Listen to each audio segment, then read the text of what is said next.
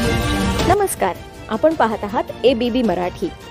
सत्य हीच आमची ओळख.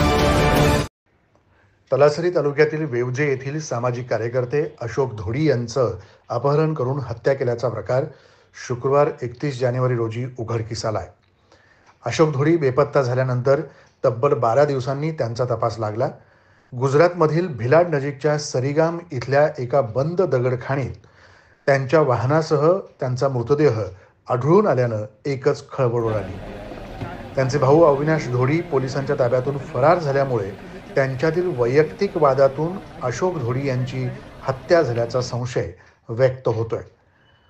तलासरी तालुक्यातील शिवसेनेचे पदाधिकारी अशोक धोडी 20 जानेवारी रोजी मुंबईला कामानिमित्त गेले होते. तिथून परतत असताना त्यांनी घरी फोन करून जेवायला येतो असं सांगितलं. त्यानंतर धोलवडवरून त्यांच्या घरी वेवजी येथे परतत असताना त्यांच्या वाहनासह त्यांचं अपहरण करण्यात आलं. या प्रकरणी कुटुंबियांनी घोलवड पोलीस ठाण्यात धाव घेत ते बेपत्ता असल्याची तक्रार दाखल केली. अनेक दिवस उलटून देखील अशोक धोडी यांचा तपास लागत नसल्यामुळे त्यांच्या कुटुंबियांनी संशयितांच्या नावे गुन्हा दाखल करण्याची मागणी केल्यानंतर संशयित अविनाश धोडी वेवजी तलासरी, मनोज राजपूत सरीगाम गुजरात आणि सुनील धोडी जामशेत डहाणू या 3 जणांविरुद्ध अपहरणाचा गुन्हा दाखल केला आहे.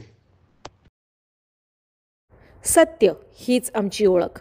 आपण पाहत आहात ABB न्यूज मराठी.